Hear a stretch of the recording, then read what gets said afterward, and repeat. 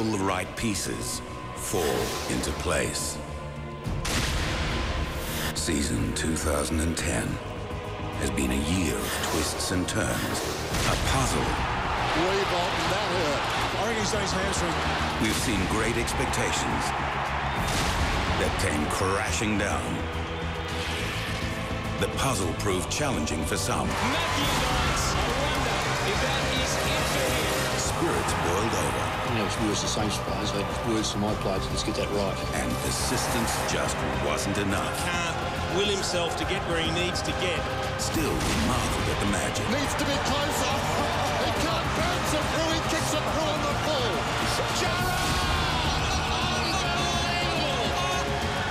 Believed in the fairy tales. Knights will get a fifth.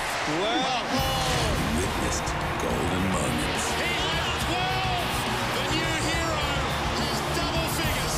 Week by week, the puzzle slowly came together. It's happening now. Through 22 bone-crunching rounds. Oh, Lewis. On the long and winding road. The big players made big moves. It's official. Collingwood is premiership favourites. While the champs soldiered on. Just the barrage of pressure and strength from the Cats. These heroes lived for each moment, seized their chance, and gave it all until there was nothing left to give. Through changing times, the rotations, the controversies, they marched towards September. Some marched alone. It's with disappointment that today I announce the termination of Jason Nakamanis' contract. As September arrived, the picture began to emerge. The strongest prevailed. Long-held dreams came to naught, and the dynasty came to an end. Now there are just two pieces remaining. Two claimants for football's greatest prize. Today, the puzzle will be complete. For one team, all the right pieces will fall into place. This is Grand Final Day.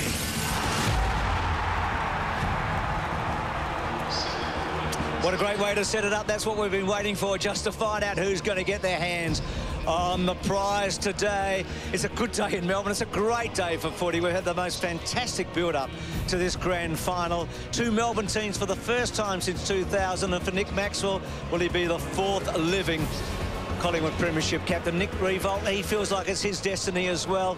Well, the cloak name's synonymous with grand finals. David, his father, played in three. Travis's father and his brother Jason. Brendan Goddard, what a great play. And Dane Swan, the MVP for this year. We're expecting 30+ from Swatty as we welcome you to the third tier here at the MCG. There's no place you'd rather be than here right now. And with Lee Matthews, Tom Harley and Dennis Cometti. And Lee, I might start with you. You're involved in 12 grand final days, 8 of them successful as coach or player.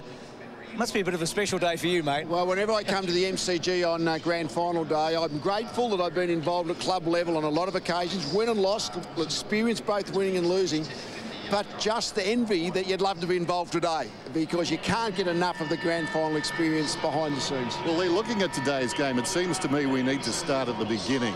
St Kilda have got to slow Collingwood down. Would you agree with that? 7 goals in the first term last week. They've started so well. They virtually start in a frenzy. Well, it's just Collingwood, as you say, they just blow teams out of the water early in the game. And I think if St Kilda can keep the scoreboard low early and can keep in touch in the second half, then that's when their best chance comes. But that energy that Collingwood chuck into the game at the beginning, that's what St Kilda have to cope with. And Tommy, fair to say the Magpies have got the balance right, attack and defence. This is their best percentage since 1966. And that's a great statistic in saying that, because when we were building premiership teams, Mark Thompson was very adamant that to be a premiership team you needed probably a top 3 attack and top 3 defence. Collingwood have got that, so they're very well placed and have certainly got the balance right. Things don't stay the same in sport very long. This time last year, Tom was getting ready as captain of Geelong for a second premiership in 3 years. Let's go down to the ground. I think Tim Watson is with Nathan Buckley. Well, Bucks, you nice and relaxed? Yeah, well, you can't win or lose the game now, and I think the coach's role is to keep things consistent and try and keep the players as calm and controlled as they can. You've been here as a player. How differently does it feel to be here as a coach? Enormous difference. There's no physical test for me out there today, and nor is there for any of the coaches, but the 22 players are obviously going to be tested mentally, physically, emotionally, and that's what grand finals do. The preparation for Collingwood's been really different, a stark contrast to the way St Kilda have approached this week. There seems to be a real mood of confidence about this group of players too. Have I read that correctly? I think outwardly it might seem that way, but I'm sure St Kilda are fairly confident in their chances as well. We haven't gone out of our way to try and look confident. We've just gone about it quite relaxed, our normal process, and yeah, we've believed that we've done everything as we normally would in a home and away game. They've sort of hidden themselves away, where you guys have been very public this week, though. Yeah, well, they've got a stadium they can lock up and we don't.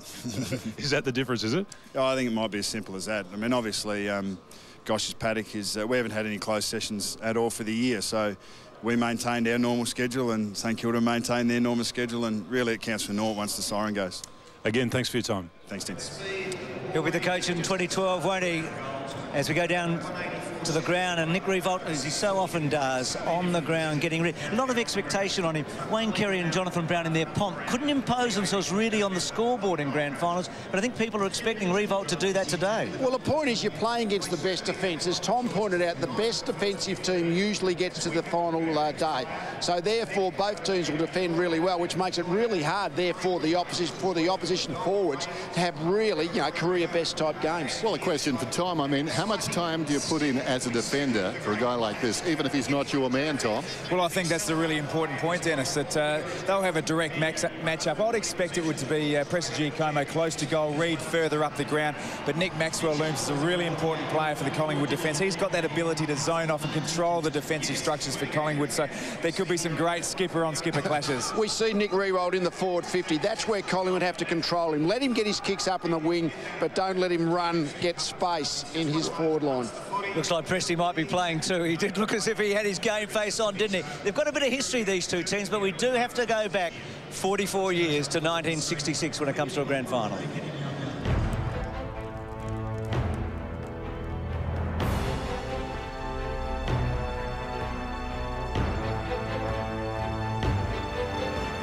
Potter has it, he can't break clear. It's taken by Green. That's a point. That's a point. St Kilda in front. St Kilda have done it. They've done it. Look at this. Oh, what an emotional scene this is. An emotional scene. Who will make history today?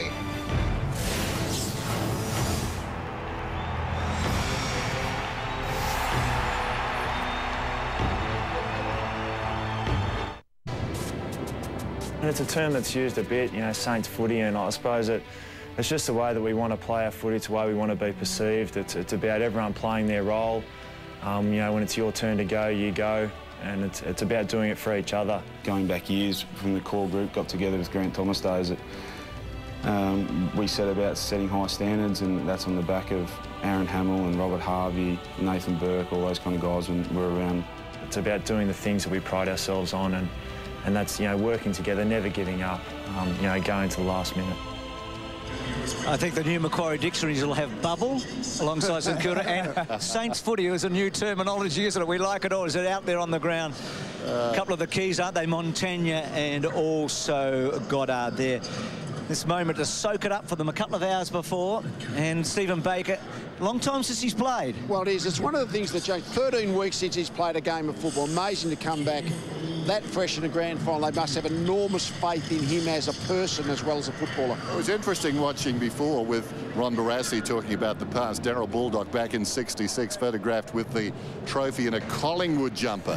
Haven't they heard of Photoshop, Bruce? I mean, what the hell's going on? Something's not right, isn't it? They might change all of that today. If he's out on the field, he's an emergency. Normally they don't allow the emergencies out, but that's maybe only for the official warm-up. This is the unofficial go out, never kick around. I guess anyone can do that. Lee, for those who don't know, they do have to really restructure their warm-ups. You've got, obviously, the pre-match entertainment. So Nick Riewoldt running around before, and the boys are out there now. Lee, take us through the big guns for the Saints. Well, of course, you start with their captain, Nick Riewoldt. I mean, he's the one that's most likely to get 3 or 4 marks, kick 3 or 4 goals in that forward 50. So it's, as Bruce has pointed out, because defences are so good, it's a long time since big forwards have actually dominated grand finals, really. But his ability to work the whole forward half, he just ran Harry O'Brien off his legs early in the game. I think they have to be really careful not to try and get worn out.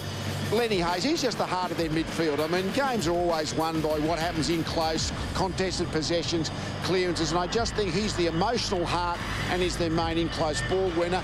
And Goddard's more their outside weapon, the ability to play anywhere. He can play deep forward, he can play back.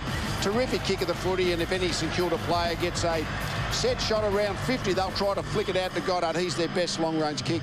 Lee, you've been a great rival of Mickey Malthouse over the years. You might be in the same club as him tonight. You are the only living Collingwood Premiership coach at the moment. You might be joined by this fella. I have quite enjoyed that title for 20 years, but I'm ready to pass it on. Like to another grandfather. Well, he's had a good week, I reckon, Mickey. He seems to have just embraced it all. I mean, Ross Lyon hasn't had angry pills or anything, but you feel like he's been slightly agitated all week, whereas Michael's just gone along as a grandfather and enjoyed the time. And he knows his coaching at Collingwood is going to end. Like, there is a deadline at the end of 2011. It's amazing. I think he's therefore more at ease with making the most of that time. So you put it down to being a grandfather, do you? No, seriously, I think that is helpful. Any grandfather knows when you reach that phase of your life, it does have a mellowing effect. I reckon it does have something to do with the win-loss column as well. That might help. That might help. Tell us about the weapons for the Magpies, Tom. Yeah, look, Collingwood have obviously been absolutely magnificent this year, and Alan Didak to me is the... When you look back at a grand final, it seems like he just should be a Norm Smith medalist. I can just see him really imposing himself on the game. It was really great. And the last time they met in round 16, had the 33 disposals. Didn't kick a goal, but got the 3 Brownlow votes. An absolute match breaker. Travis Cloke, didn't he start the game well last Friday? Just taking the contested marks. There's been a lot of talk about his goal-scoring accuracies. 27-31 from the set shot, but importantly, taking his strong contested marks. And we saw and spoke a lot about Nick Riewoldt. I think the skipper, Nick Maxwell, plays a huge part in this game. Takes a lot of intercept marks, but he fills space. He puts that visual pressure that we spoke about last week, and he looms. You've coined that phrase, haven't you? Oh, I've trademarked that phrase, Dennis. So Nick's the new Tom Harley, basically. That's right. The modern version. Just a question, Tom. You were talking about setting yourself, the defence getting ready for certain players. What about a wild card? I see Brendan Goddard going forward at some stage today. I think back to round 4, but at 5 goals against Fremantle. It's the sort of thing coaches file away. I think so. I think if Brendan Goddard will play forward only when Kosicki's down there and Riewoldt's down there, probably to engage Nick Maxwell. I think he needs to be held accountable. And we just see Dane Swan on screen. We didn't put him in the weapons because he's almost a given. You almost think he's going to rack up the 30 possessions and play his role.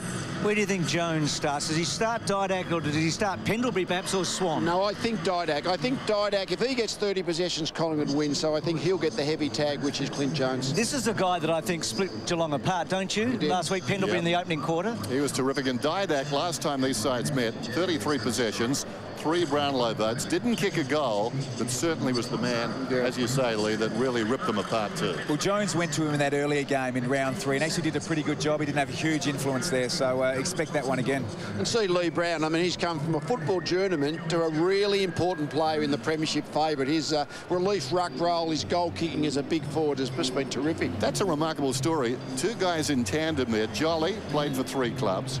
Brown, 3 clubs, and there they are as a weapon this afternoon in a grand final. That's very astute recruiting. And Michael Gardner's resurrected his career as well, hasn't he? Absolutely. I mean, such a key he's going to be today. Singularly rucking, we think, though, McAvoy is out there warming up, so who knows? So much to think about in this match. I reckon you're going to feature this next little bit, Dennis. I think you might. It's the wee 7 plays in 7 months.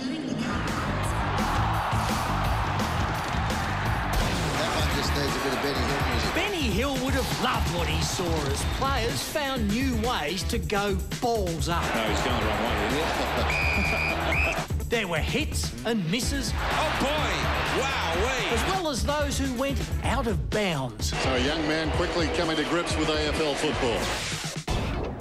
The coaches, too, were in the spotlight. 3 newbies came in and 3 oldies went out. Coaching from the bench was in. And when you see what goes on in the box, it's easy to know why. I don't know much about technology, but doesn't it go the other way? There was no shortage of big news stories, with sex, drugs and the Etihad potholes. Once again, ACCA was a human headline, but no one attracted a media scrum quite like Ben Cousins. Stephen Milne was never far from the action, and Big Barry was always a Seven Plays favourite. But with 10 appearances throughout the year, it was Feb who picked, plucked and pinged his way to the title of Seven Plays Man of the Year. Favola weaves some magic! He can! Oh! Footy's flying men put on a spectacular show.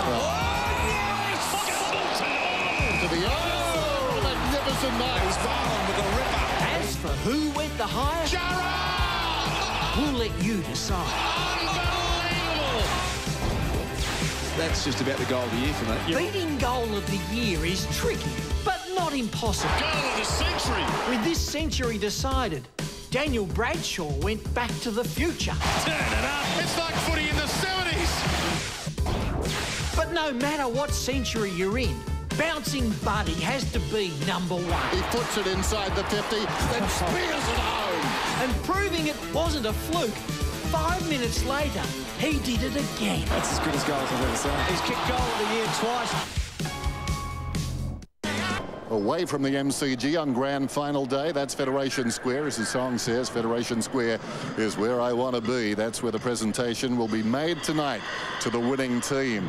And at the Maya Music Bowl, a huge crowd there as well, building up. So scenes around Melbourne, not only the activity right here at the MCG, sellout crowd, of course, like any grand final, but so many people involved in this big day. Now, St Kilda have lost 3 grand finals since winning their only premiership back in 1966. Last season, the margin was 12 points, but it's fair to say it come down to one big play and 3 champion footballers.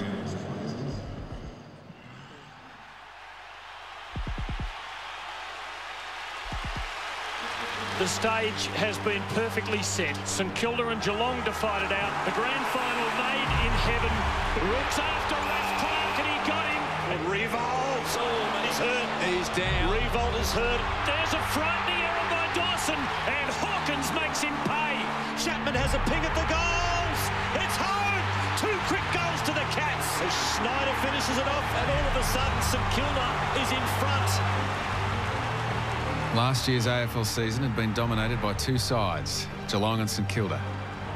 And even right into time on grand final day, nothing could separate them. Revolt, it's a good-looking kick. It is goal for goal. But with the scores tied up at 67 apiece, one contest would change the record books forever. I came to the bench, I was pretty much spent, and I thought to myself, this is probably it. There's obviously not much time left, and turned to Bomber Wojcinski and said, Bomber, this is it. I'm in my last game right now and totally in the lap of the gods and the lap of my teammates. Look up in the middle of the ground, and like God, he's Gary Ablett. He's just in the middle of the ground by himself. I thought I was free by 20, 30 metres, not knowing that Zach Dawson was coming from behind. I was just about to take the mark, and I turned around and realised there was a St Kilda player there. All I can remember is when I did turn around and see that St Kilda player, I just thought, oh no, the ball's going to go the other way here. They're going to score and win the game. At the last minute, Zach Dawson spills it. Enter Matthew Scarlett, and that moment that decided who was going to lift the Premiership Cup. And someone had to sort of do something magical, and I guess that was me. At the last minute, Zach Dawson spills it, but a clever soccer by Scarlett. To this day, I'm not sure why I kicked it off the ground and didn't bend over and pick the ball up. It was either going to pay off or I was going to look like an idiot. And I've heard people say that he didn't know what he was doing, he's just caught up in the moment, but he's too smart for that. And I reckon somewhere in the back of his mind, he's a massive Sports Centre fan in the States, and his lifelong ambition is to get in the top 10 players, and he made it with that tap. Number 9, Geelong, Australian Rules football. But a clever soccer by Scarlett to Ablett. Got the feeling it was big. That toe poke was the start of a play that'll go down in history. But Scarlo's involvement hadn't quite finished.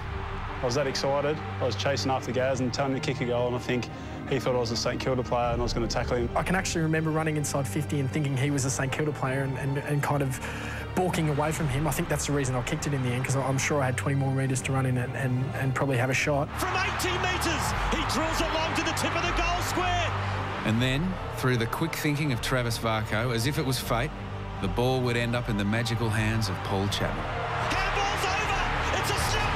Paul Chapman, and Chapman's kicked the goal. It's a childhood dream, you know. You have these dreams of kicking goals after sirens and winning grand finals off your own boot. You know, to be able to be that person to kick that goal, I'll always remember. And when he did kick that goal, but I don't think I've really felt any better feeling in my life. You know, it was obviously disappointing the year before, and it probably even felt better at that stage than when the final siren went. Even now, to talk about it, it's sort of, I can't really find those right words to explain properly how I feel about it. 12 months after having their hearts broken on the same ground against Hawthorn, Geelong again stood above all else as the greatest team of all. The 209 premiership probably felt better than the 207. As soon as that siren blew, mate, I didn't know what to do. You know, I was just that excited. I wanted to get around and hug, every one of the boys and tell them how much I loved them.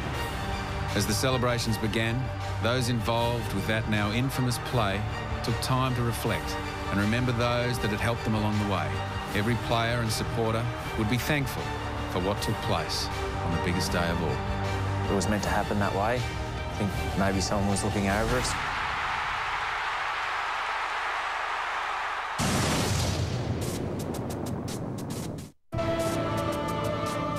When you go through such a disappointing experience, like losing a grand final at any level, I think it makes you work harder to try and get there again, and if you're lucky enough to do so, you don't want to have that feeling again. Footy's a funny game, and I guess there's some sort of irony in the way that it's ended. Round 16, I didn't get booed as much as I did in round 3, so I think that might mean that the supporters have moved on a bit as well. You mentioned Tom Harley earlier. I remember him saying after, I think it was 2007, that once you finally qualify, I remember him saying that he did allow himself to dream about, holding up the cup. So I don't think there's anything wrong with that, provided that you balance it out with, the hard work, that's required to get there, and acknowledging that as well. Breaks a bit of new ground today. Luke Ball playing against the Saints for Collingwood, having played for St Kilda last year in the grand final. So Stephen Baker there with Stephen Milne. The big rumour is that Stephen Baker's not playing today. That's sweeping the MCG, along with still Presti. A doubt about Presti as well. So we'll keep you up to date on that. So Baker and Presti may be in doubt. Let's go back out to Grant Denyer, who's been keeping us up to date with Magnetron. Well, the magnificence of the mighty Magnetron has certainly delivered today. We set an enormous task. We're talking a 10-storey crane, a huge magnet, and 100 grand worth of prizes on the ground for 14 people to try and have a crack at.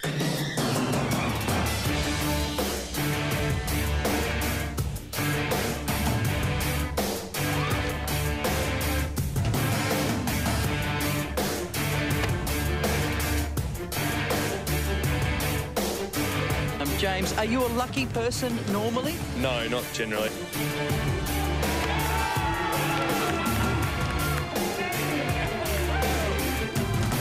wonderful. It's my birthday today too, so it'll be a wonderful present. You got enough room in the garage for all those kegs? I'll throw the stuff out.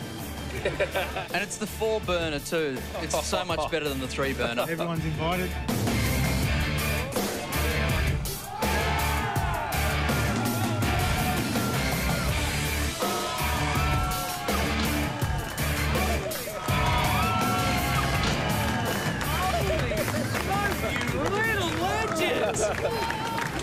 My goodness! You said you had no idea, no clue, and you have pulled off the coup of the day, taking a $50,000 Toyota home. Gary, that's better than winning the premiership, surely. 50,000. Not quite, but close. It may have taken 6 weeks to build. We may have tried to make it as hard and as incredibly insane as we could, but it was a lot of fun. Oh, it's been sensational. Len's won a year's worth of beer. James has won grand final tickets for 10 years. Peter won the car, so a sensational day. today. Final tips for the game? I think Collingwood will be too good, and I'll go for Dane Swan, the favourite to win the Norm Smith. One more question. Do you know how to get this thing down? I don't know, but I'm scared of heights, so hopefully we get down You're safely. scared of heights. I'm 5'5", mate. It's like my kryptonite. Good hands when you're with Roo, no worries about that. One presentation already, the TAC Cup. Quarter Cannons beating the Gippsland Power last Sunday in the TAC Cup at Etihad. So the first of a few today.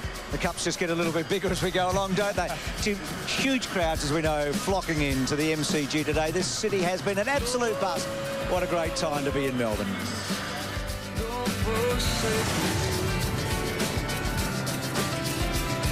Well, history perhaps in the making. Certainly is listening in on something perhaps other than history, and him too. Scott Pendlebury had a wonderful season.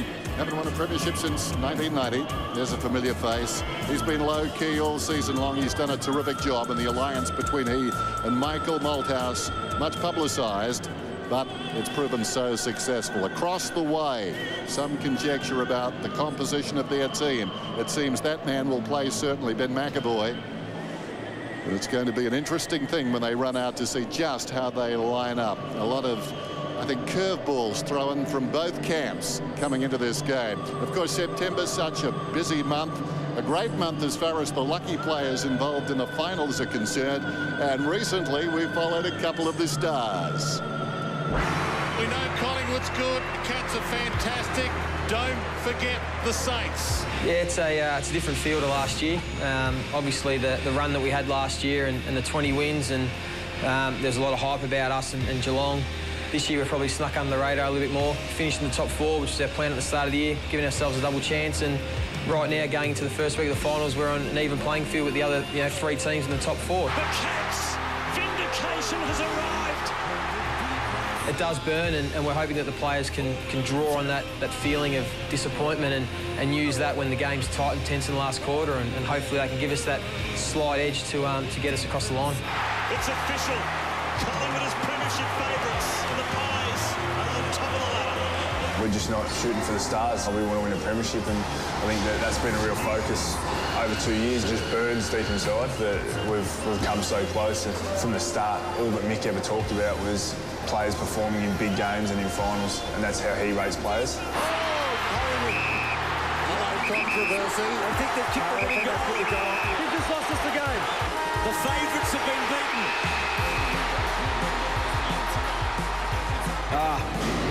The difference between disappointment and joy.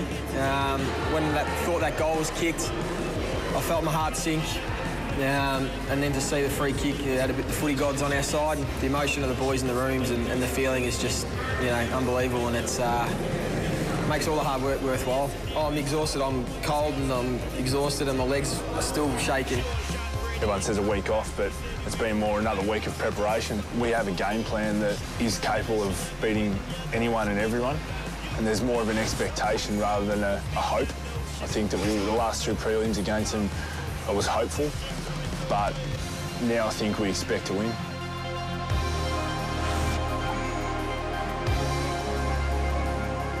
It's a weird feeling, but it's a nice feeling too to know that you're still in, but you can have the weekend off. You catch yourself dreaming, we're only human, and you lay in bed when you do start to find yourself wandering, to pull back and focus on what you can do today and what you can do, tomorrow, and just keep it quite simple. They're there. They're into another grand final, the Pies. It's a bit surreal. I don't know, it hasn't really sunk in yet, so a bit exhausted. Climbed mountains in Arizona in minus 20 degrees. Our water bottles are all frozen over. We couldn't even drink out of them, so been through a lot of hard work. We didn't set out to start this year to make a grand final. We set out to win a premiership. It's all about having that pact with 21 other teammates that you can have for the rest of your life, knowing that we're only 2 hours away from achieving, the ultimate as a footballer, and that excitement that comes with it, but also deep down knowing the consequences of losing it and having that feeling last year. So hopefully when the game gets tight and tough, we can draw on last year's disappointment and hopefully get us across the line and be a very satisfied man for the rest of my life. Time will tell, but the revealing part of that, how much they appreciate that week off in the finals, getting that first win and then freshening up for the prelim final. Well, the match ball has arrived. Terry Hollyoak's the man that's brought it along. He bid $4,000 in the National Shades Day auction for melanoma research. So there it is as the stands are starting to fill up.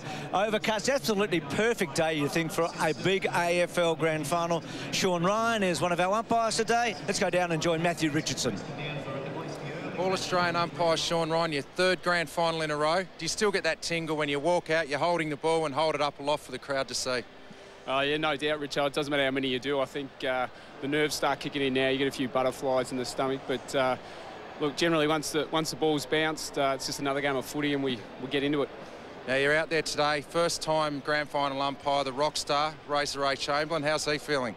He's feeling pretty good, you know. I mean, first grand final, but he's been around for a while, so he's done about 130 or so games. So he seems pretty relaxed in there, and you know, I think we're going to have a good day.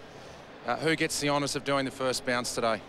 It'll be Brady Rosebery. He did it last year, and it was a fantastic first bounce. He's a really solid bouncer, so we've gone with him again.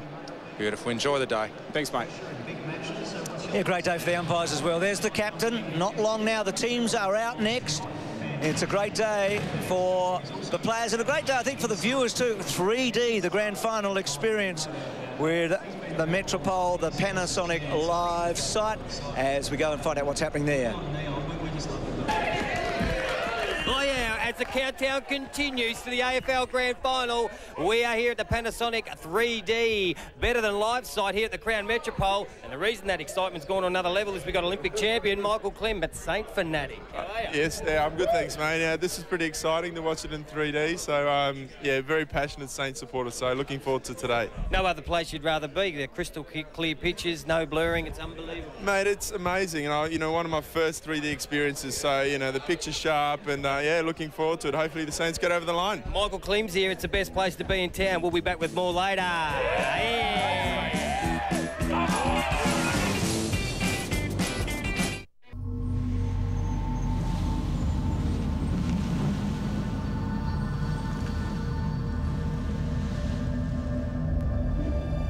This ground has many stories to tell. This ground is a house of history, a shrine to our country's sporting gods. Its stories are of legendary deeds. For over a century on Grand Final Day, the nation's eyes have turned to the MCG.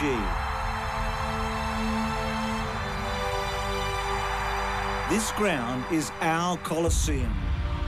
The Grand Finalists, our gladiators.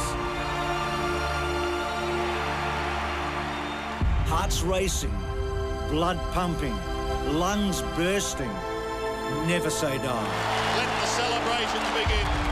When finally the strongest prevail, they indulge in timeless rituals. Champagne for the faithful after a lifetime of drought. Here it is! Year after year, the heroes have imposed their spirit upon this ground.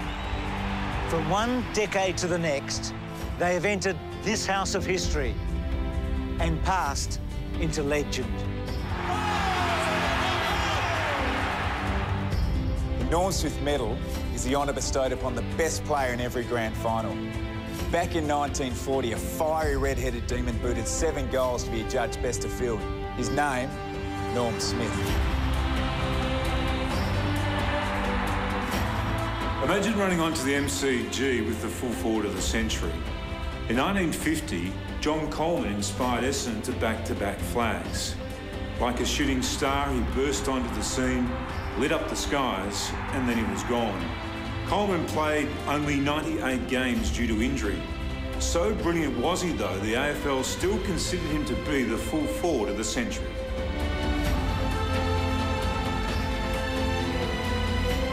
Ron Barassi was the ultimate leader, and the MCG was his stage. On Grand Final Day in 1960, in his first year as captain, the Demons won the flag. He was then involved in 10 premierships as captain, coach or player. There's no bigger name in footy than Ronald Dale Barassi. Possessions. You give me possessions and I'll shut up. Oh, just a let go. You Jezelenko, you beauty, echoed around the stadium back in 1970. That's possibly the most famous piece of Australian footy description in the game's history. Now, 40 years ago on this day, Carlton trailed a grand final at half-time by 44 points. But sparked by the mercurial Alex Jezelenko, they came storming back to record the biggest comeback in grand final history.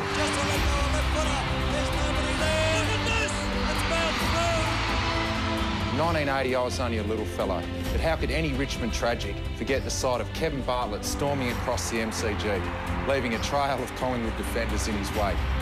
KB kicked 7 goals in that grand final and equalled the record for 21 in a final series. Go hungry.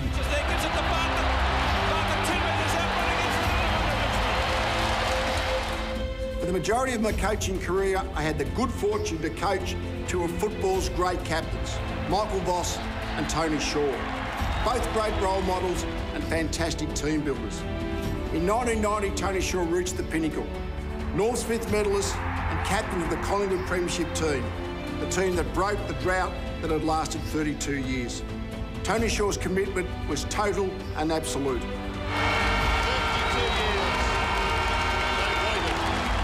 The 2000 grand final belongs to Essendon and James Hird. The Bombers suffered just one loss that year before they went on to win the flag. But Hird suffered serious foot injuries that threatened to end his career.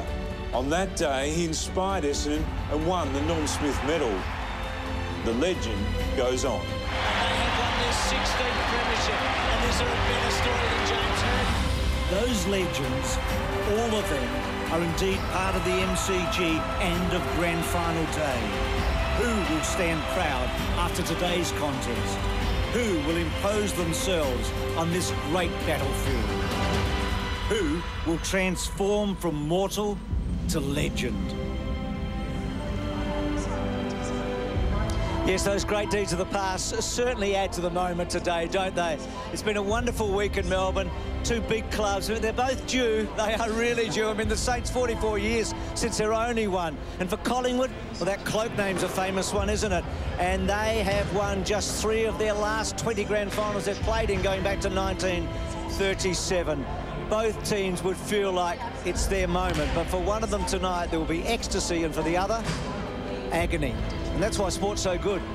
The stakes could not be higher. We believe that Presti's not going to play. The Saints, we still don't quite have their final lineup.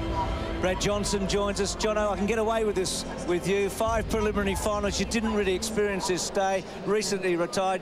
You must think, wow, I wish I had. Yeah, of course I do. There's no doubt about that, Bruce. It's just it's an amazing day, and it was a dream, obviously, to play in a grand final and be a part of the whole celebration with the week. Didn't come my way, so I have to move on in life, don't I? You do, and we'll find out what you think about these two teams. You've recently played them in just a moment. Brad Sewell played in a winning Hawthorn Premiership team 2 years ago. He's going to take us up the race.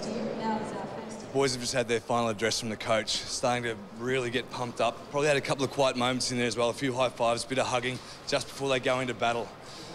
Walking through the race here now, it's so hard to describe this sort of feeling. I'm getting butterflies now just thinking about it. You come around the corner, first thing you do is actually look up. You see the stand, the Great Southern Stand here right in front of us. It is packed. There are people everywhere. It takes a little while for the roar to come, but as you come through, the people over the race, hanging over, screaming out your name. You look up. For us, there was massive big banners. There's a massive big Geelong banner. There's a massive big Hawthorn banner. And once you get up here, you really start to soak it up a little bit. I got to this point in the race and was beaming, absolutely grinning. Got to the point after the game, Stewie Jew said, couldn't believe the smile on my face. You stand at the top of the race, you collect yourself here. Maxi, Rui will lead the boys out. And that raw energy, that feeling, that intensity they're going to get from running through the banner, the crowd will go absolutely bananas. It will be erupting. And this is why we play footy, for this very moment right now. Making you feel just a bit worse, John, but how well done. Thanks for rubbing that in, Sawley. Brett, we've heard that St Kilda no change. Baker is playing, Presti is out, Brown's playing. You've played these two teams in the last 3 weeks. Collingwood beat you by 62. St Kilda beat you by 24. Simple mathematics. Yeah, well, it sounds that way. It's quite not that simple, Bruce. But look, at the end of the day, I think Collingwood just played. They're both playing high-quality footy, but Collingwood just played theirs for longer in periods of games. and they'll use that certainly today. They'll start well and they'll get on top of the Saints, I think, early. Are we surprised at the St Kilda lineup as we take a look at it? I mean, McAvoy's not going to play as it's turned out. Well, that's just a massive change. They've normally played Kaczynski, who's 200 centimetres almost as a big forward, and Gardner and another 200 centimetre ruckman. So leaving the ruckman out and bringing Baker in, who hasn't played for 13 weeks. One, is a change of their style, and secondly, a big change of personnel. And like all big games, this game is going to be won in the middle of the ground with the contested situation. Joey Montana is an interesting player. A lot of people see he's the outside link man. He's the #1 contested possession player at St Kilda. Had 16 last week against the Bulldogs. And Lenny Hayes obviously really stiff to miss out in the All-Australian. I'll tell you, he'd be captain of any other club, I reckon, which is absolute testament to Nick Riewold's ability. But had 18 contested possessions in the grand final last year, an absolute star. The other thing he did in the grand final, he imposed himself in the first quarter, Hayes. 11 disposals, I think 7 kicks and a goal. They need somebody to do that today, St Kilda. They need to get a quick start, don't you think? Oh, without a doubt. The way the Pies, you know, their last two games in finals have been super the way they've started. So, look, Saints have to manage that early, and when they do, they should get some run. It often happens in St Kilda games that they become very low-scoring. Their preliminary final against you guys was, what, 3 to 4 goals at half-time, and that's what St Kilda want. They want a really low-scoring game, and then I think they would fancy their chance of wearing Collingwood out late. And Collingwood have been just so brilliant, haven't they, at the start of match. They've only been behind 3 times in 24 matches at half-time, and the biggest margin they've been behind this year is 8 points in any match at half-time. So they really have got that fast start. So no Presti. And Brown back in, so just the one change. So the one change, Davis in for Goldsack for the team that demolished Geelong last week. It was really interesting. Preston Giacomo's not going to play, but that was a like for like. Preston Giacomo, Brown. The Davis one's the interesting one. I wouldn't have minded seeing Goldsack play. I think he plays a really important role. And to give Nick Maxwell a bit of spoil, take a bit of help, obviously there's the 77 spoils. Reads the play so well. He's going to provide that hole filling in front of Riewoldt. But Didak has been, Davis has been really important for Collingwood. Mick Malthouse talks so highly about his pressure inside forward 50. Well, O'Brien has been the player that the opposition defensive forwards have been trying to shut down in this last period, of which it enables Maxwell to get clear. So that'll be something St Kilda will be. And Heath Shaw is the other one who's probably benefiting a little bit from that, because now he's getting the run and drive going out of the defence. I don't think you can have 3 tagging forwards. No, you can't. 1 maybe, not 3. Who would you go, Lee, if you had to tag one of those Collingwood defenders? No, I think O'Brien, as teams have been doing, but just got to be aware of whoever's playing on Maxwell. You almost got to stay on Maxwell, because he reads the play so well. His opponent often runs himself out of into a worse position. Maxwell just works off him. Well, the one thing we tried to do a month ago was keep him in the corridor. Yep. At least make him contest one-on-one and then see how things unfolded. Look, he handled that well. He seems to be doing that lately, but at least to put him in a position to compete. Well, true to form, the Saints were late for the parade yesterday. They're late coming out. They're keeping us all waiting. But we'll be going there shortly. Let's hear from Dane Swan before that. I was never the best junior, and you know, I never won best and fairest as a kid, and never made the Vic side. I never represented my state or anything like that. Didn't go to draft camp or anything like that. So I've never thought that I would get to this level and sort of be playing how I'm playing. I've actually won a flag at every level in juniors, TSC Cup, VFL. So now it's just, now it's just how it has to be done. Now I have to win one at the top level.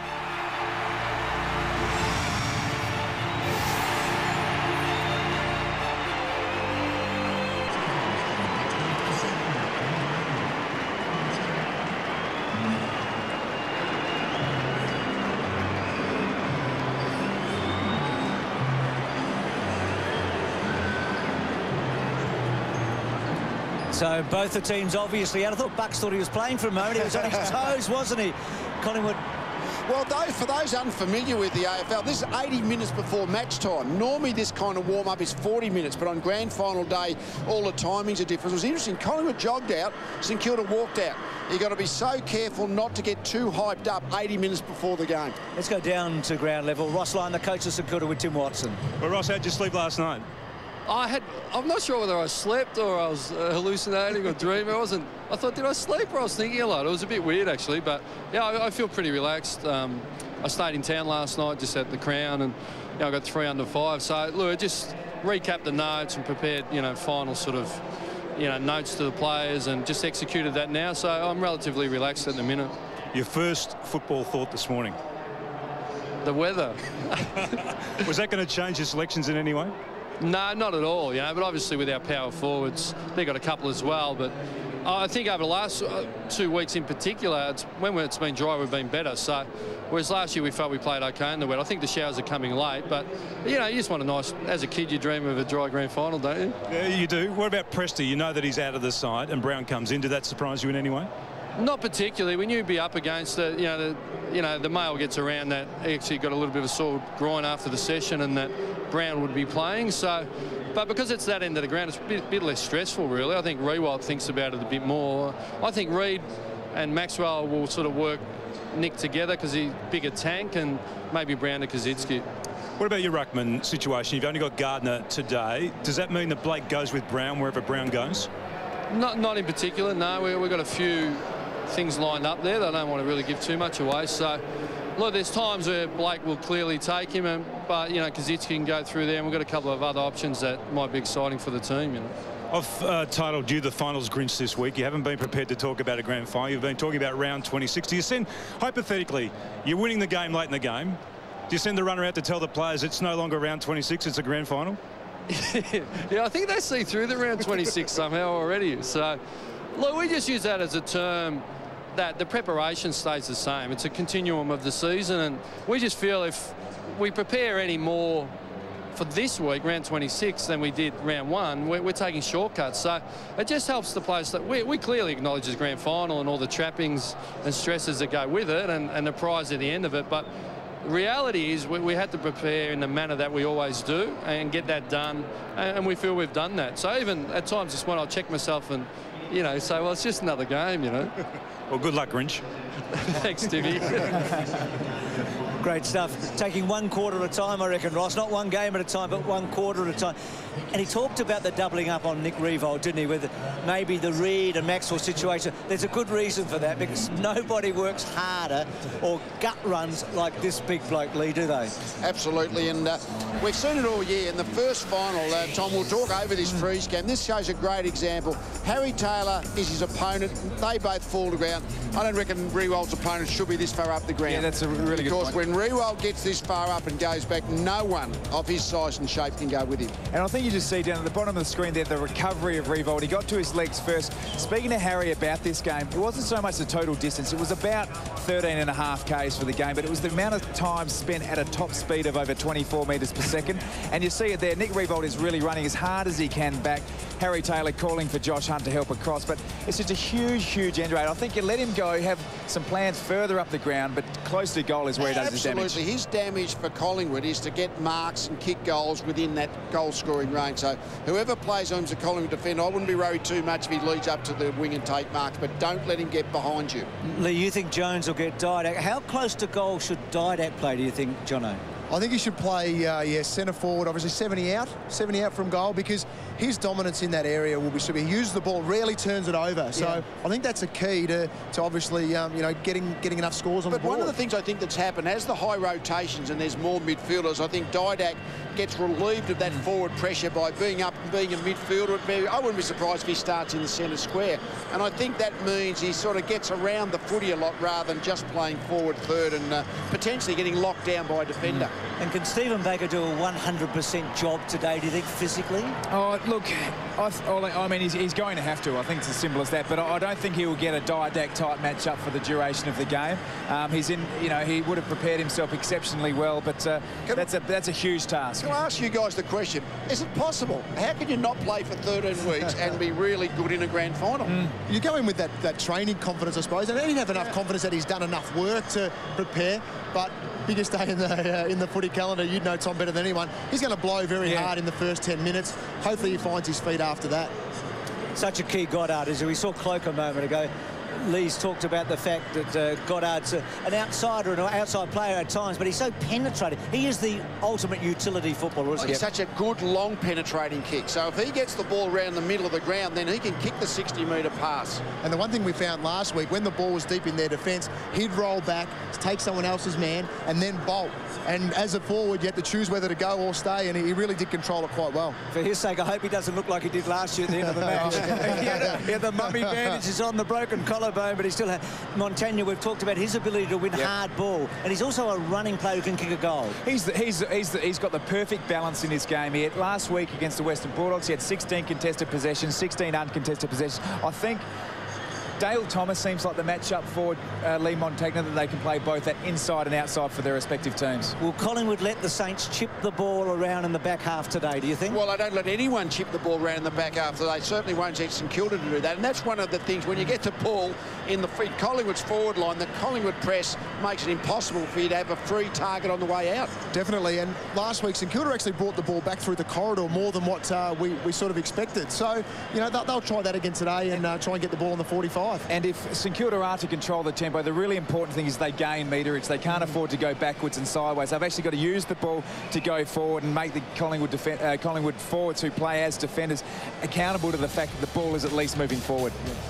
Well, we're not too far away from the pre-match entertainment as the build-up continues, and over the years Toyota, great supporters, have had some great football moments. They've created their own legends. I wonder what they've got in mind. G'day, my name's Dave and this is my mate Steve. Hello. Steve Curry from the Castle. Dave, don't...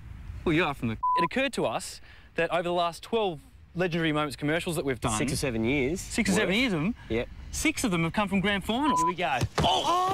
I am going to be Kevin Bartlett. Come on, grab the ball! Six, big one! Crunches in from the side. Dave? All right, so 6 of the 12 moments... 50%. 50% of them have come from grand finals. So today when Collingwood play St Kilda... There could be a legendary moment come out of today's match. I've worked out what it is. I know what it is. It's, OK, Dane Swan, 38 possessions to half-time. Does a hammy going down the players' race at half-time. Mick Malthouse calls me up, puts me on, I win the Norm Smith. Oh, g'day, Mickey. How are you? What's up? You're kidding me. It's Mick. Mick, which Malthouse? Yeah, we'll be happy to. Midfield, winning goal, Norm Smith, sweet as. Alrighty, mate. You are. You hang up. No, you hang up. See you in the rooms. Great, just got a game. Second half, Granny. Start now. Just you? Yep. It's an unlikely moment. That'll be a Toyota unlikely moment. That's what makes a moment more legendary, the more unlikely it is. And that's probably about as unlikely as it gets. Mick Malthouse is going to call me up. Got my number. We spend most summers together in Yarrawonga. You hang up.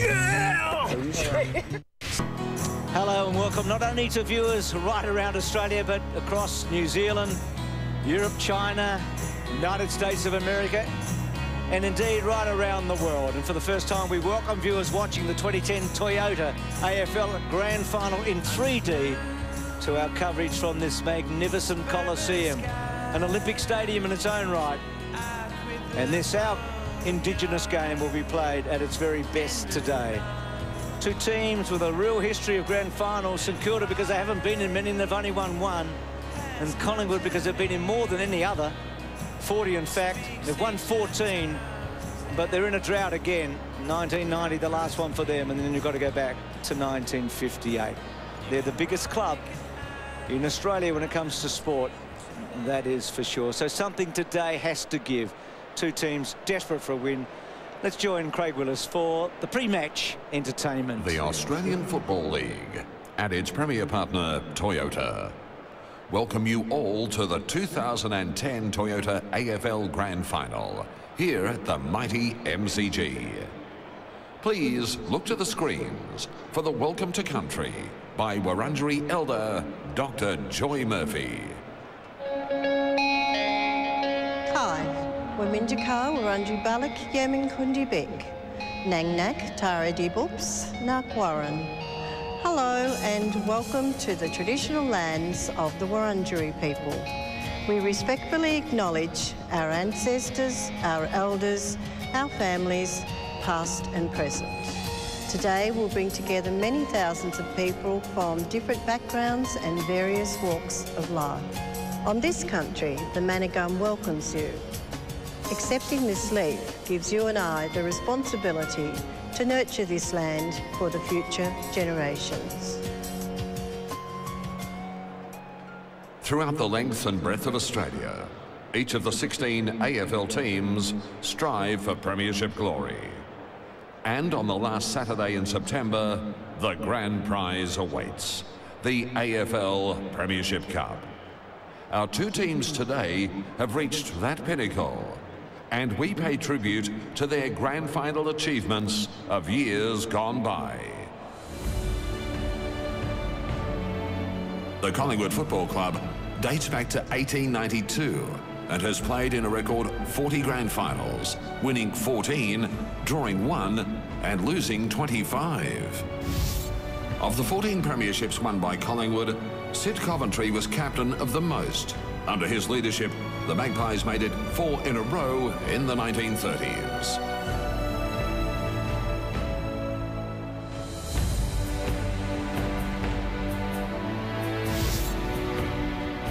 Of all the mighty Magpies, Lou Richards would become one of the most famous. In 1953, in the days before TV, he led the club to victory here over Geelong.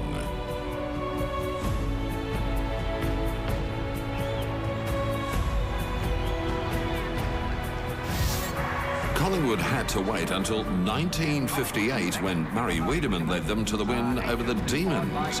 However, it would be another 32 years until their most recent victory. Already a legend at Hawthorn, Lee Matthews would coach Collingwood to its drought-breaking win in 1990. And skipper Tony Shaw would accept the cup and the Norm Smith medal.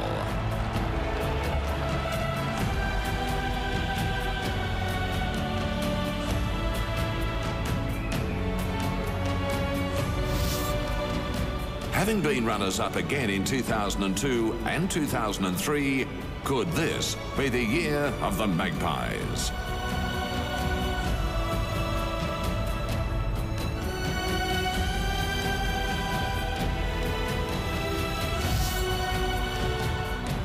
Established in 1873, St Kilda played its first final series in 1907. But it was not until 1913 they played in a grand final, only to be beaten by Fitzroy.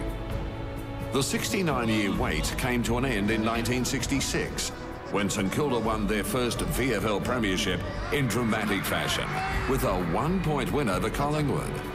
Who will ever forget the famous Barry Breen kick that won the match in the last minute? Skipper Darryl Baldock holding the Great Cup aloft in the same year that Ian Stewart won the Brownlow medal.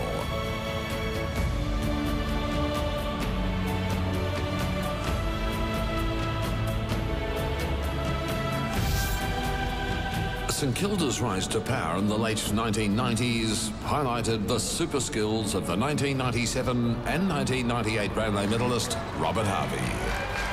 The All-Australian and Trevor Barker Award winner holds St Kilda's record for the most career games and is third highest in league history.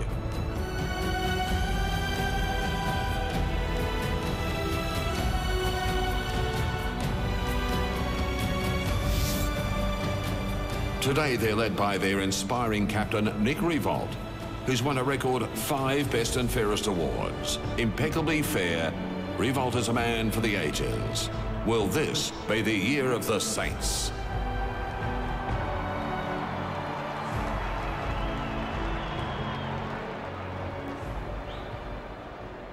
Ladies and gentlemen, Carlton Draft are proud to present one of the world's greatest rock bands with a proud Australian heritage.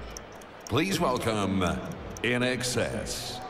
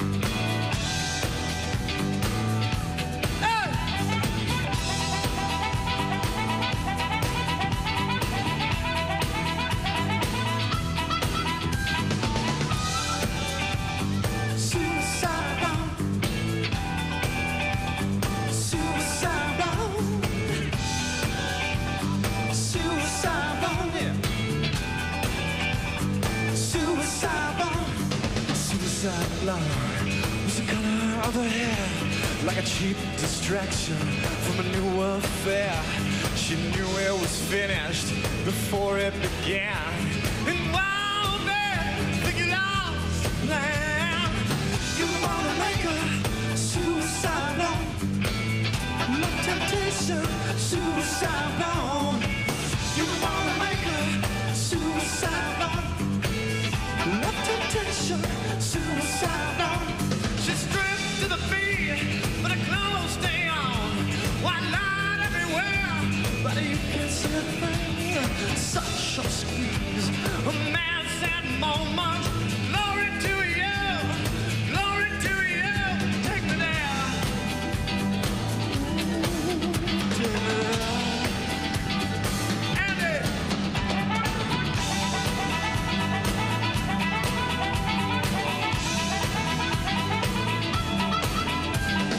Got some revelation put into your hand, save you from your misery like rain across the land.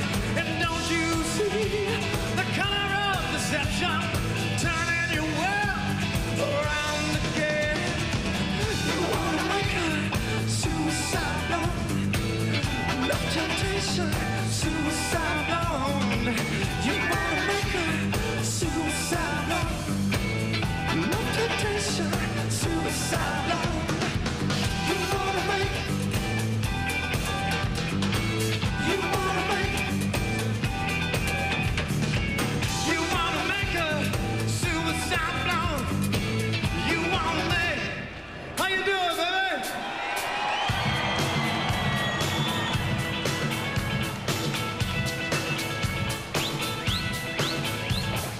Live, baby, live. Now that the day is over, I got a new sensation. Imperfect moment, so impossible to refuse.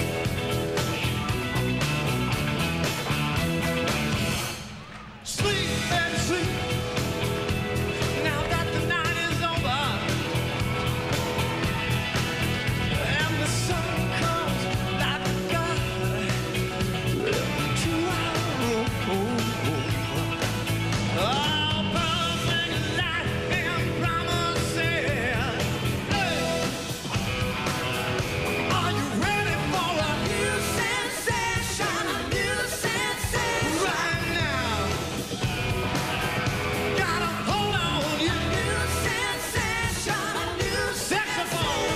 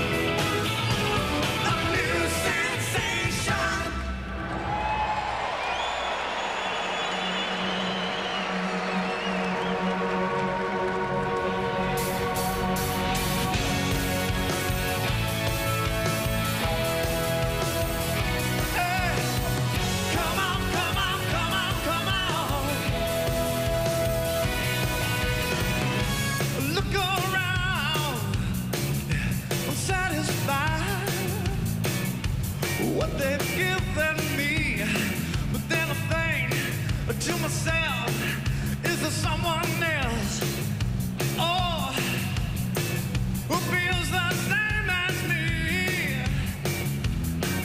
Do you feel the same, baby? Sometimes you care. Sometimes you can't care. Sometimes you care. Sometimes you can't care, baby. Oh, oh, oh.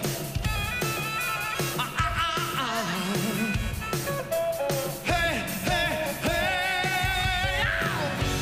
Sometimes you care. Sometimes you can't care, baby.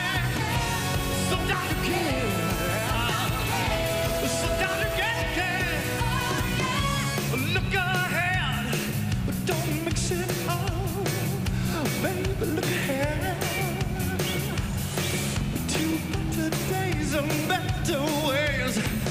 Make peace with your love. Make peace, flesh and blood. Not no more I can ask of you. 'Cause in the end, this is the truth, baby.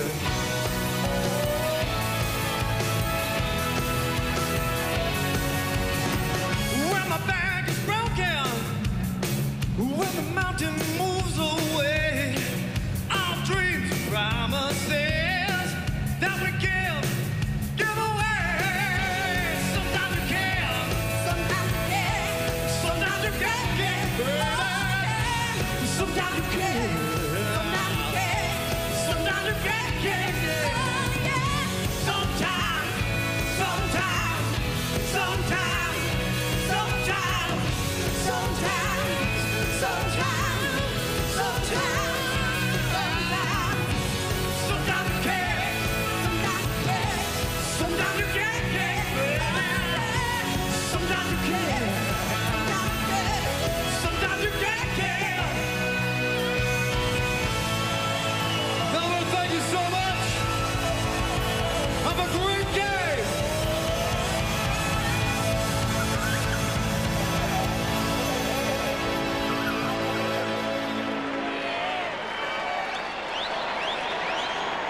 Please put your hands together for In Excess, brought to you by Carlton Draft.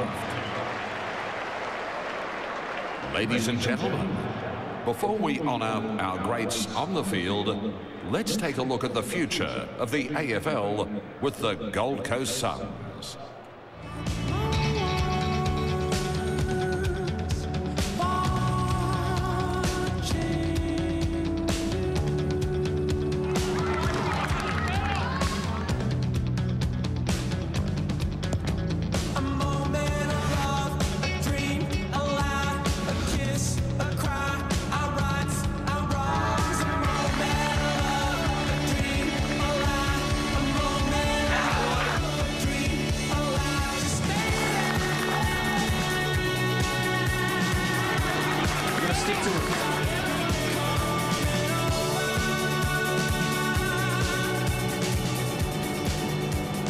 Ladies and gentlemen, today we continue the grand final tradition of honouring those who've made extraordinary contributions to football.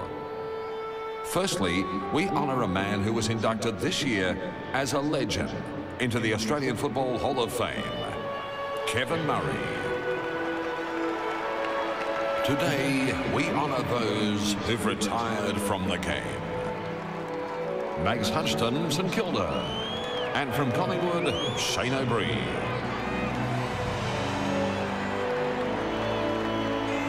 Richmond's Matthew Richardson. And from the West Coast Eagles and Richmond, Ben Cousins. From Fremantle and Hawthorn, Trent Crowe. From the Fremantle Dockers, Paul Hazelby. From the Adelaide Crows, Simon Goodwin and Tyson Edwards. From the Adelaide Crows, Brett Burton and Andrew McLeod. From the Western Bulldogs, Brad Johnson. From Port Adelaide and the Western Bulldogs, Nathan Eagleton.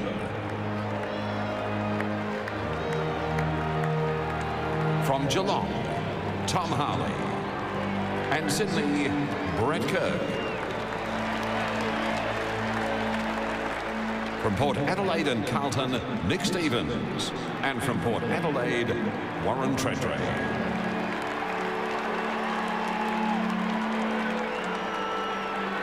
From Port Adelaide, Josh Carr. From the Brisbane Lions and the Western Bulldogs, Jason Ackermanis.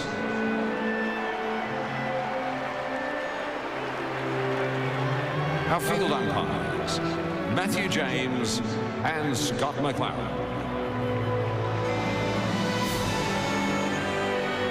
Please thank our greats as they make their last journey around the MCG. Also, please welcome and acknowledge our medalists. The 2010 Brownlow medalist from the Carlton Football Club, Chris Judd. The Coleman medalist, Jack Revolt.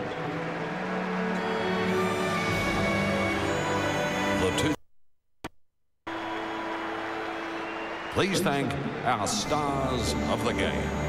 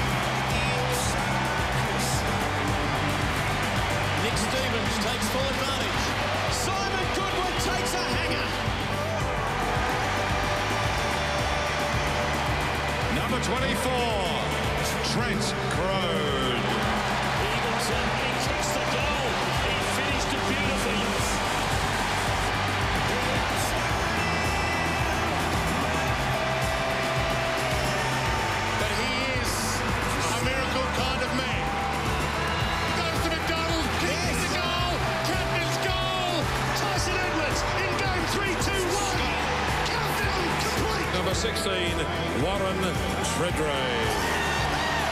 Jason Ackermanis, 2001 Brownlow medal winner. Joins an elite group. Number 9. The 2005 Brownlow medal is Ben Cousins. And it's goodbye to a good one. This is for the Bloods. Johnson for the fight.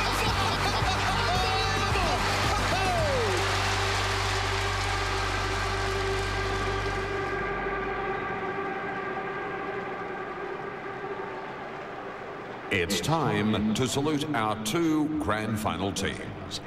And who better to get us into a grand final mood than members of the Melbourne Symphony Orchestra.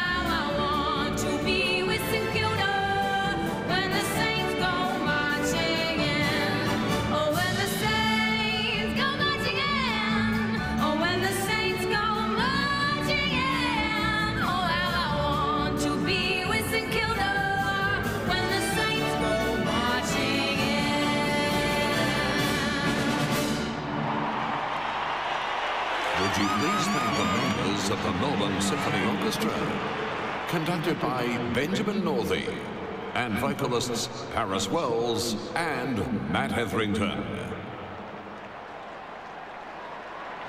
The Premiership Cup is the ultimate symbol of team success, the goal every club strives for.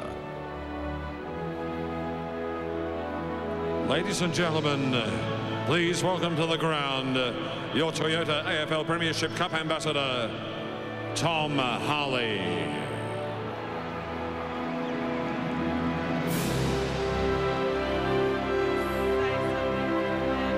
We are here at the MCG on this last Saturday in September, at the spiritual home of the great game of Australian football.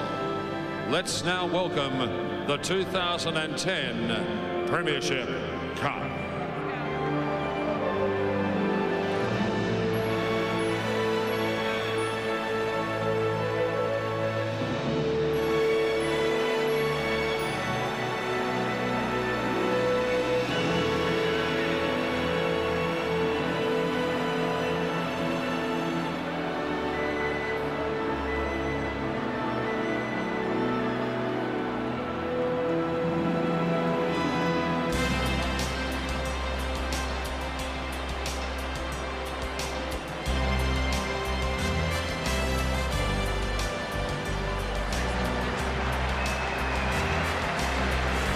Tom Harley has brought the cup to the ground from Birrarungma this morning and is now retrieving it from this magnificent balloon here at the MCG.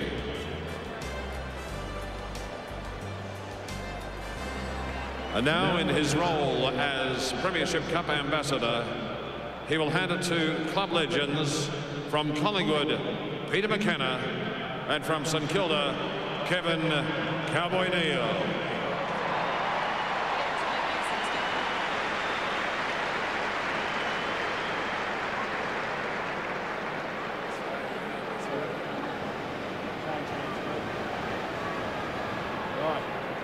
Good luck to both sides in the 2010 Toyota AFL Grand Final.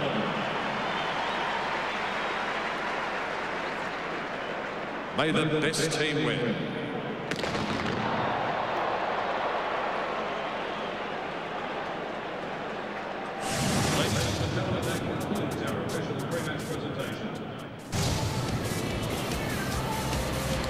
Terrific pre-match entertainment. Scott Pendlebury getting himself ready. His explosive opening term really turned the Cats inside out. We know those two guys on this day, Paul Acuria and Mickey Malthouse, they embraced, didn't they, in 03 in a losing team. Leon Davis gets his chance. Missed out last week. It's his third grand final. And they've been out in the car park, the Saints, doing their warm-up. Of course, it's a different setup here on grand final day. They go out on the ground much earlier. And there are the Saints, those last-minute moments for them. They've been there and not quite done it. They got so close last year, but very much a similar team this year. Well, both Tom Harley and Lee Matthews caught up with the captain and the coach from both St Kilda and Collingwood. So, Ross, second consecutive grand final, the familiarity been helpful?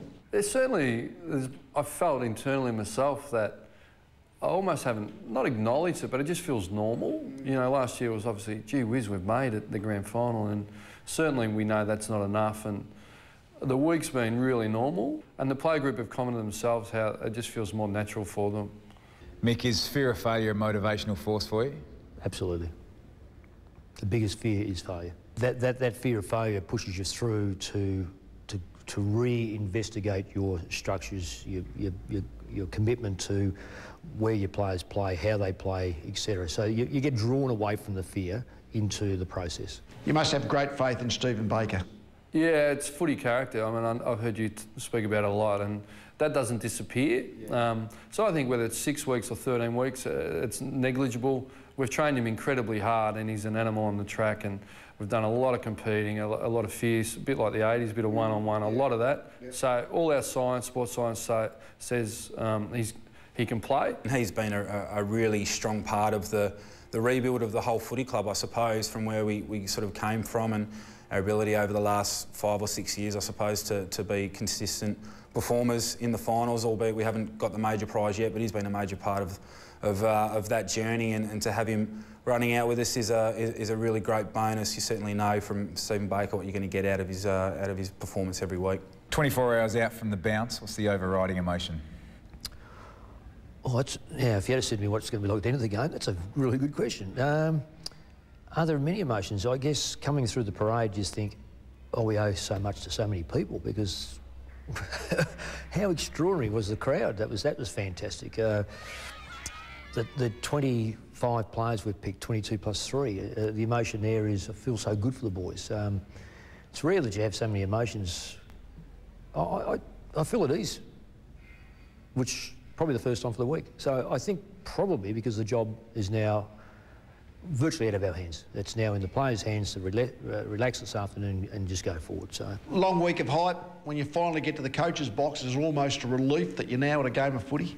Yeah, no doubt, Lee. Once that ball's bounces, that 2 hours, I get there 2.5 to 3 hours before the game, but by this stage of the year, we know exactly how we play. We've had all the meetings, and we did a what-if meeting today with all the coaches, went for an hour and a half. Yep. And that's something we've added in comparison to last year, rather than me sitting on my own going through it. We went through as a coaching panel, wrote the things down, so when certain events happen, we'll know, we've already discussed it and we'll go to it. So certainly we'd like to be alert and coach well, and more not do anything to upset the apple cart as opposed to do something to really influence it the other way. Nick, your coach has publicly lauded your leadership style. What do you think are the really important ingredients to leadership? I suppose for me, leadership, it's not about dictatorship or anything like that. I want everyone to have a fair say. So everyone from the boot stutter to someone working in marketing, the receptionist to the senior coach, I think that everyone deserves a right to have their say. For me, it's giving everyone an opportunity to have a voice. Does last year's loss have any significance going into today's game?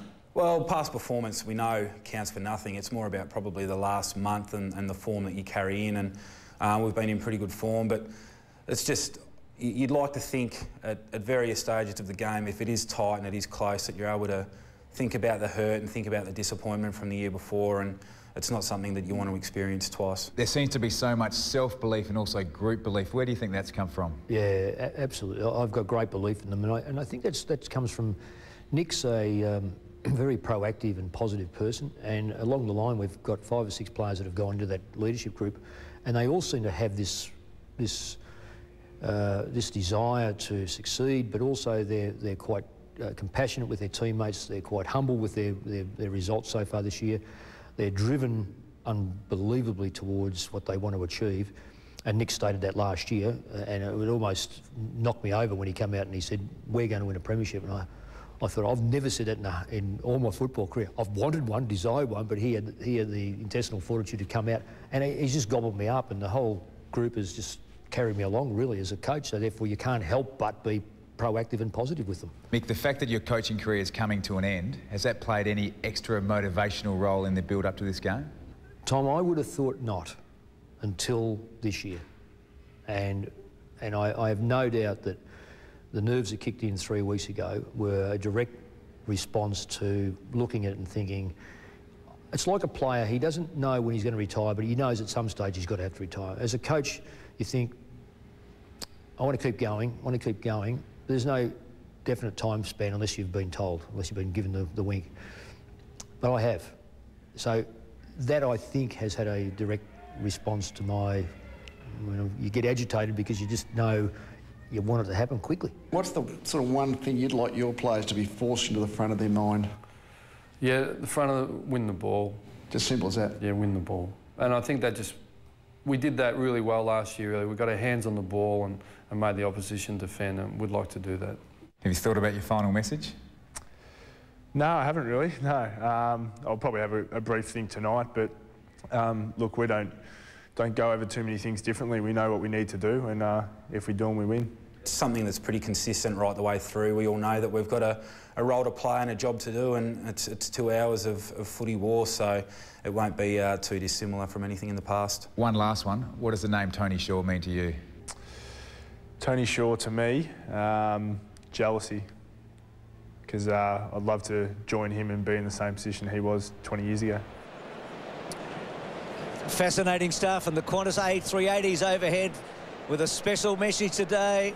We just love the footy. And a reminder about 7 Mate, the new channel, finally here and starts after the grand final on Channel 73. So there's the sign under the belly, and don't we all, on a day like today, love the footy and can't wait for this match to unfold. We're not far away. What about leadership? A lot talked about there. Nick Maxwell and Nick Riewoldt today. I mean, the on-field leadership is critical. Nick Maxwell has become an enormous leader over the last couple of years. He's become from just like an average, a good player, but a fantastic leader.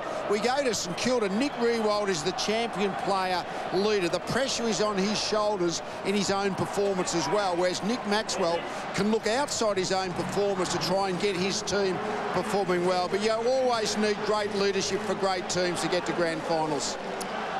All in front of those two men and all in front of the two teams and their hundreds of thousands of fans. The teams will be coming out in just a moment.